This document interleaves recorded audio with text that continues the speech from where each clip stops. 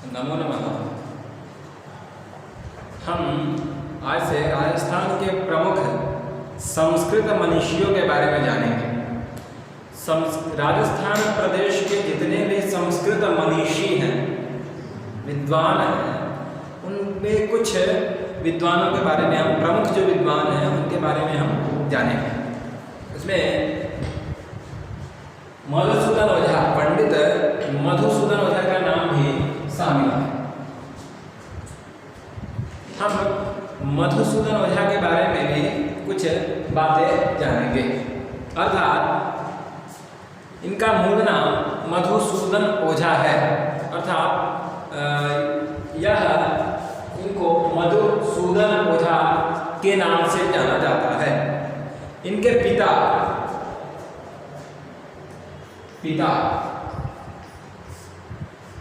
इन मधुसूदन ओझा के पिता का नाम वैद्यनाथ झा। इनके पिता का नाम है वैद्यनाथ झा, अर्थात पंडित वैद्यनाथ झा। इनके पिता का नाम था पंडित वैद्यनाथ झा। जन्म तिथि के विषय में अगर देखें, मधुसूदन ओझा के जन्म तिथि के विषय में देखें तो इनका जन्म हुआ था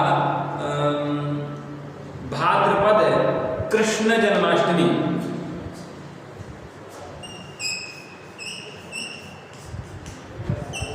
भाद्रपद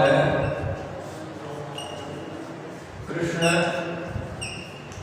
जन्माष्टमी, भाद्रपद कृष्ण जन्माष्टमी 1923 संवत्सर, अर्थात संवत 1923 उस समय। सन के बारे में देखें तो 1866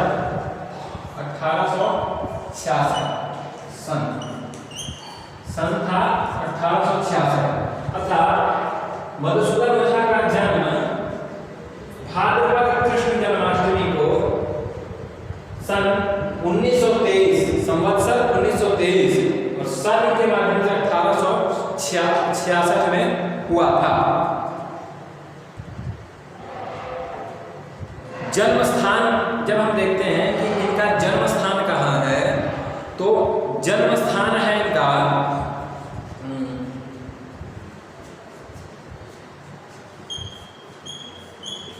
जन्म स्थान,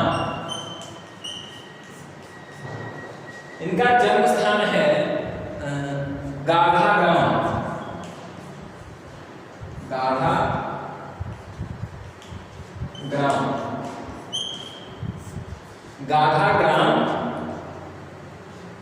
मुजफ्फरपुर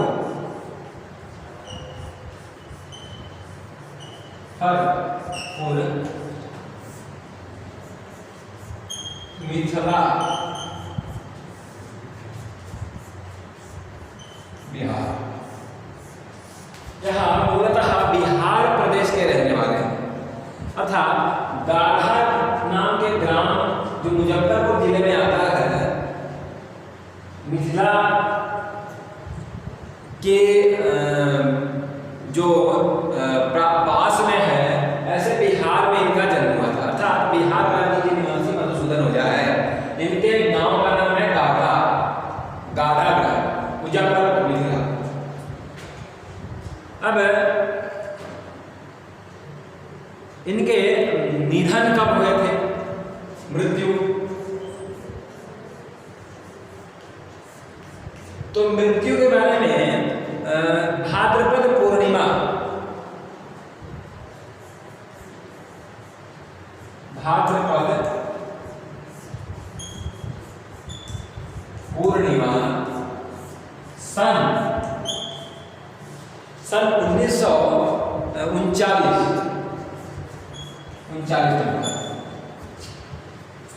इनकी मृत्यु जो है भाद्रपद पूर्णिमा सन 1939 में हुआ था।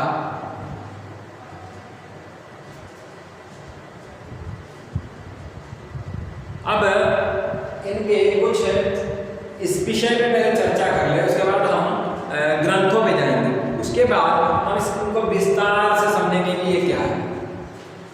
पंडित मधुसूदन ओझा यह विद्वान पुरुष, इनके पिता का नाम पंडित वैद्यनाथ झा था।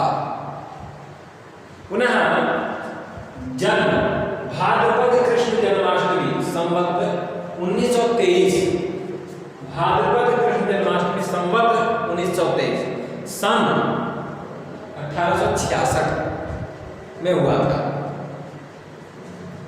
जन्म स्थान जब देखें तो है गाढ़ा ग्राम, मुजफ्फरपुर, मिथिला, बिहार। गाढ़ा ग्राम, मुजफ्फरपुर, मिथिला, बिहार। यह बिहार के निवासी थे, अर्थात इनका जन्म बिहार में हुआ था। ये कह सकते हैं कि मूलतः बिहार के थे। इनकी मृत्यु भाद्रपद पूर्णिमा सन 1939 में हुआ था। जन्म 1966 में हुआ था और मृत्यु जन्म 1866 में इनका जन्म हुआ था और मृत्यु 1939 में हुई। ये मधुसूदन ओझा का संक्षिप्त परिचय हम देख सकते हैं। अब हम इनके कृतियों के बारे में जानेंगे।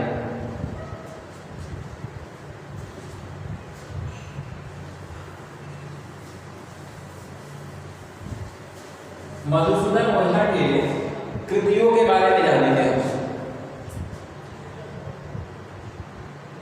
संपूर्ण ग्रंथ यज्ञ विज्ञान संबंध है, यज्ञ से संबंध है इनका।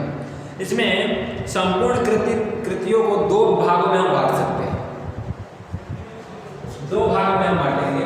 पहला है निगम। मधुसूदन ओझा के कृतियों को हम दो भागों में बांटेंगे। पहला है निगम, दूसरा है आगम। इन्होंने जो ग्रंथ लिखे हैं उसको हम दो भागों में बांट सकते हैं। पहला होगा निगम और दूसरा होगा आगम।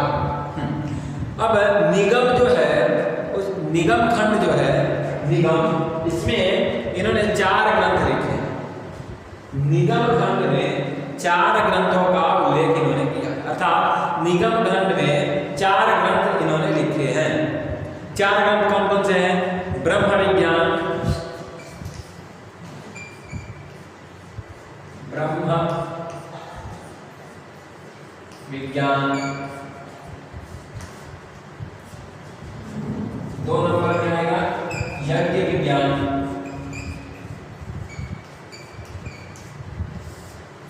ब्रह्म विज्ञान, यज्ञ विज्ञान, पुराण समीक्षा 3 नंबर में है पुराण समीक्षा, और ये 4 नंबर में आएगा वेदांत समीक्षा।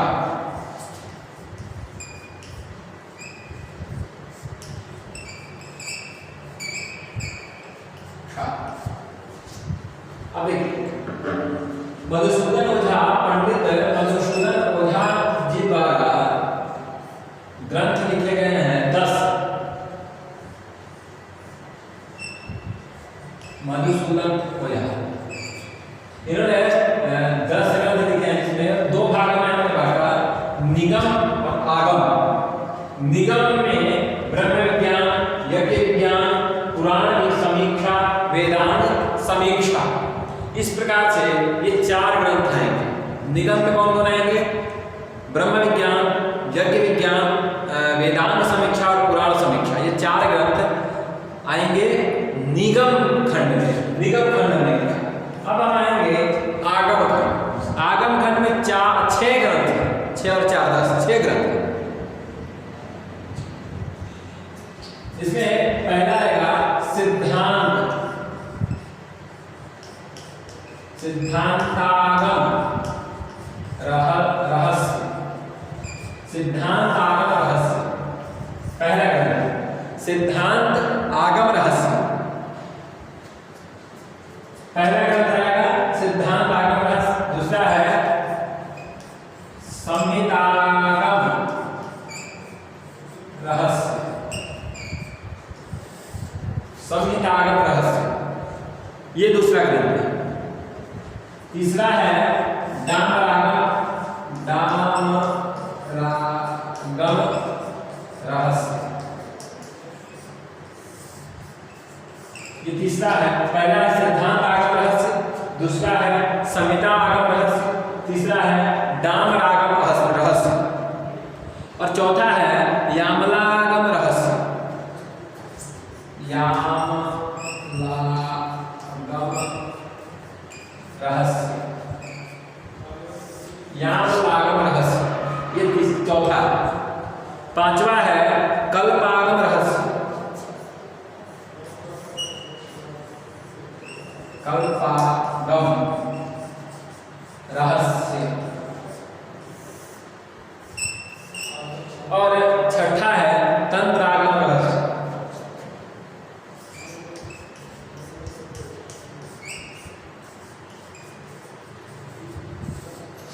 तंत्रागम रहस्य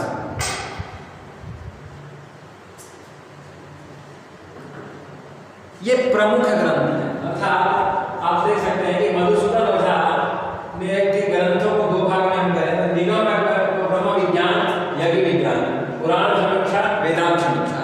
आगम खंड में हम देखें तो सिद्धांत आगम रहस्य, संहिता आगम रहस्य, दामरागम रहस्य, यामलागम रहस्य, कल्पागम रहस्य, तंत्रागम रहस्य। इस प्रकार से इनके 10 ग्रंथ प्रमुख हैं। अब और इनके विस्तार में हम देखें तो वैदिक विज्ञान विशारद पंडित मधुसूदन ओझा का जन्म मिथिला के मुजफ्फरपुर नगर में गाढ़ा ग्राम में हुआ। कब हुआ? भाद्रपद कृष्ण जन्माष्टमी के दिन। संवत क्या था? 1923 में हुआ। हमने पहले देखा विद्वत कुल में जन्मा मधुसूदन ओझा के पितामह दादाजी का नाम था पंडित देवनाथ झा। मधुसूदन ओझा के पितामह का नाम था देवनाथ झा तथा पिता का नाम था वैद्यनाथ झा। सम्मानित मनीषी और प्रधान पंडित।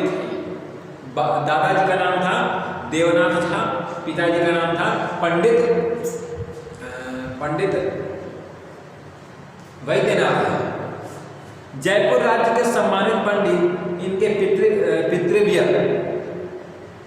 राजीव लोचन झा के कोई पुत्र न होने से इनको संवत 1932 में जयपुर ले आए। इनके जो चाचा जो थे, पितृव्य चाचा जो थे, उनका कोई बच्चा नहीं था, उनके कोई पुत्र नहीं थे। तो इनके चाचा का नाम था राजीव लोचन झा। इन्होंने क्या किया? संवत 1932 में इनको जयपुर ले आए। इनके उच्च शिक्षा के लिए इनको काशी भेजा गया। मधुसूदन ओझा को उच्च शिक्षा ग्रहण के लिए काशी भेजा गया। जयपुर राज्य के अनुरोध पर विक्रम संवत 1946 में पुनः जयपुर आए। ये काशी के अध्ययन किए और फिर पुनः जयपुर में आ गए। तत्पश्चात इनको महाराजा संस्कृत कॉलेज जयपुर में प्रोफेसर पद पर नियुक्त किया गया। जो अभी जगतगुरु रामानंदाचार्य राजस्थान संस्कृत विश्वविद्यालय संबद्ध महाविद्यालय है, महाराजा संस्कृत कॉलेज, उसमें इनको प्रोफेसर पद में नियुक्त किया गया। 1951 में जयपुर के महाराज श्री माधव सिंह ने इनको प्रधान पंडित भी बनाया। अब माधव सिंह जी, जयपुर के जो महाराज थे माधव सिंह जी, 1951 में इनको अपना प्रधान पंडित नियुक्त किया। मधुसूदन ओझा जी महाराज श्री माधव सिंह जी के साथ इंग्लैंड भी गए। जब मधुसूदन ओझा इनके प्रधान पंडित बने, उसके बाद माधव सिंह जी इंग्लैंड गए, इनको लेके गए। वहाँ ऑक्सफोर्ड के विद्वान मैकडोनल्ड आदि इनकी विद्वता से अत्यंत प्रभावित हो गए। अर्थात मैकडोनल्ड इत्यादि जो थे पाश्चात्य विद्वान इंग्लैंड के, वह इनकी विद्वता को देख करके मंत्रमुग्ध हो गए, इनसे बहुत प्रभावित हुए। महाराज माधव सिंह ने पंडित मधुसूदन जी को अपने निधि पोथी खाना का अधीक्षक भी नियुक्त किया।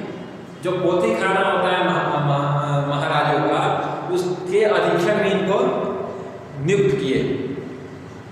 सन 1906 में श्री भारत धर्म महामंडल के महाधिवेशन में इनको विद्या वाचस्पति और महामहोपदेशक की उपाधि भी प्राप्त हुई। 1906 में श्री भारत धर्म महामंडल के महाधिवेशन में 1906 में इनको विद्या वाचस्पति और महामहोपदेशक उपाधि मिली। 2 उपाधियों से इनको 1906 में विभूषित किया गया, महामहोपदेशक और विद्या वाचस्पति अर्थात डिग्री। ये 2 उपाधियों से इनको नवाजा गया। संवत 1993 में अखिल भारतीय संस्कृत साहित्य सम्मेलन तथा विद्वानों की समिति द्वारा श्री ओझा जी के 70वां जन्मदिवस के हीरक जयंती द्वारा समारोह मनाकर इनको संस्कृत रत्नाकर का वेदांत विशेषांक अभिनंदन पत्र भेंट किया गया। 1993 में एक संस्कृत साहित्य सम्मेलन अखिल भारतीय संस्कृत साहित्य सम्मेलन हुआ। उसमें ओझा जी को इनकी 70वीं जयंती थी, 70वीं जयंती थी इनकी। उसमें इनको संस्कृत रत्नाकर का वेदांत विशेषांक अभिनंदन पत्र दिया गया। 1939 में भाद्रपद शुक्ल पक्ष पूर्णिमा के दिन इनका स्वर्गवास हो गया। इस अपूर्णीय छवि को समाचार पत्रों में वैदिक विज्ञान का सूर्य अस्त शीर्षक दिया गया था। उस समय वैदिक विज्ञान, इनकी जब मृत्यु हुई 1939 में, तो दैनिक पत्र जो होता है समाचार पत्र, उसमें हेडिंग में लिखा गया था, मुख्य लिखी गई थी वैदिक विज्ञान का सूर्य अस्त शीर्षक से प्रकाशित किया गया। पंडित मधुसूदन ओझा वेद विज्ञान के विलक्षण विद्वान थे, अद्भुत विद्वान थे। इनकी विद्वता तथा योगदान से प्रभावित होकर राजस्थान संस्कृत अकादमी जयपुर ने सन 1984 में पंडित मधुसूदन ओझा वेद सम्मान प्रारंभ किया। 1984 में राजस्थान संस्कृत अकादमी ने इनकी स्मृति पे, इनकी विद्वता को देखते हुए पंडित मधुसूदन ओझा वेद सम्मान प्रारंभ किया। वर्ष 1984-85 में सर्वप्रथम यह सम्मान वैदिक विद्वान पंडित शिव प्रताप वेदाचार्य को मिला। पंडित मधुसूदन ओझा वेद सम्मान सर्वप्रथम 1984-85 में पंडित शिव प्रताप वेदाचार्य को यह मिला। इनकी कृतियों के बारे में थोड़ा सा हम देखते हैं तो पंडित मधुसूदन ओझा के संपूर्ण कृतियों को 2 भागों में हमने विभाजित किया है, निगम और आगम। 2 भागों में हमने इनको बांट दिया है। अब 2 भाग जो है वो निगम में हमने देखा कि ब्रह्म विज्ञान, यज्ञ विज्ञान, पुराण समीक्षा और वेदांत समीक्षा आते हैं। ब्रह्म विज्ञान क्या है, ब्रह्म विज्ञान में क्या क्या है, इस विषय में जब हम देखते हैं तो इसमें 7 महाग्रंथ तथा 40 अवान्तर ग्रंथ। ब्रह्म विज्ञान के 7 महाग्रंथों के नाम इस प्रकार हम देख सकते हैं: दिव्य विभूति, उक्त वैराजिकम, आर्य हृदय सर्वस्वम, निगम बोध शिक्षा, विज्ञान प्रवेशिका, विज्ञान मधुसूदन, साइंक प्रदीप। मैं फिर से बोलता हूँ, जो ब्रह्म विज्ञान है उसमें 7 महाग्रंथ तथा 40 अवान्तर ग्रंथ आते हैं। ब्रह्म विज्ञान के 7 महाग्रंथ जो हैं उसमें पहला आता है दिव्य विभूति, दिव्य विभूति। दूसरा है उक्त वैराजिकम। तीसरा आता है आर्य हृदय सर्वस्वम, आर्य हृदय सर्वस्वम। चौथा आता है निगम बोध शिक्षा, निगम बोध शिक्षा। पांचवा आता है विज्ञान प्रवेशिका, विज्ञान प्रवेशिका। छठा आता है विज्ञान मधुसूदन। सातवां आता है साइंक प्रदीप। दूसरा है यज्ञ विज्ञान। ब्रह्म विज्ञान हमने पढ़ लिया, अब यज्ञ विज्ञान को देखें तो इन निगम के अंतर्गत आने वाले यज्ञ विज्ञान में 4 महाग्रंथ और 40 अवान्तर ग्रंथ हैं। अभी ब्रह्म विज्ञान में हमने 7 महाग्रंथ और 40 अवान्तर ग्रंथ देखे थे, परंतु यज्ञ विज्ञान में 4 महाग्रंथ और 40 अवान्तर ग्रंथ हैं, जिनमें से कुछ प्रकाशित तथा कुछ यज्ञ विज्ञान के 4 महाग्रंथ हैं। निविद कलापः, यज्ञ मधुसूदनः, यज्ञ विनय पद्धति तथा प्रयोग पारिजातः। ब्रह्म विज्ञान के 7 जो थे उसको मैंने बताया। अभी यज्ञ विज्ञान के 4 जो महाग्रंथ हैं उसमें निविद कलापः पहला, दूसरा है यज्ञ मधुसूदनः, यह प्रख्यात है यज्ञ मधुसूदनः, तीसरा है यज्ञ विनय पद्धति और चौथा है प्रयोग पारिजातः। पुराण समीक्षा, ये जो पुराण समीक्षा है इसमें क्या है, तो पुराण समीक्षा में विश्व विकासः, देवयुगाभासः, प्रसंग चर्चितकम नामक 3 महाग्रंथ हैं तथा 18 अवान्तर ग्रंथ स्वीकार किए गए हैं। पुराण समीक्षा में 3 महाग्रंथ स्वीकार किए गए हैं और 18 अवान्तर ग्रंथ स्वीकार किए गए हैं। 3 महाग्रंथ में आते हैं विश्व विकासः, देवयुगाभासः, प्रसंग चर्चितम, ये 3 महाग्रंथ हैं और 18 अवान्तर ग्रंथ हैं। वेदांत समीक्षा, वेदांत समीक्षा जो है उसमें 4 महाग्रंथ आते हैं, 30 अवान्तर ग्रंथ आते हैं। 4 महाग्रंथ और 30 अवान्तर ग्रंथ। इस 4 महाग्रंथों के नाम इस प्रकार हैं: वाक्पदिका, ज्योतिष चक्रधर, आत्मसंसार कल्पः, परिशिष्टानुग्रह। फिर से बोलूंगा मैं, वेदांत समीक्षा में 4 महाग्रंथ आते हैं, 30 अवान्तर ग्रंथ आते हैं। इसमें पहला है वाक्पदिका, ज्योतिष चक्रधर, आत्मसंस्कार कल्पः, परिशिष्टानुग्रह, ये 4 हैं। इसके 30 अवान्तर ग्रंथ भी हैं। अब ये आगम खंड है, आगम खंड में इस खंड में 6 महाग्रंथ और 120 अवान्तर ग्रंथ। 6 जो मैंने अभी बताया वो महाग्रंथ हैं और 120 अवान्तर ग्रंथ। 6 महाखंडों में सिद्धांत आगम रहस्य, इसमें 14 अवान्तर ग्रंथ हैं। संहिता आगम रहस्य, इसमें 18 है। दाम आगम रहस्य, इसमें 8 अवान्तर ग्रंथ हैं। याम आगम रहस्य, इसमें 10 अवान्तर ग्रंथ हैं। कल्पागम रहस्य, इसमें 6 अवान्तर ग्रंथ हैं।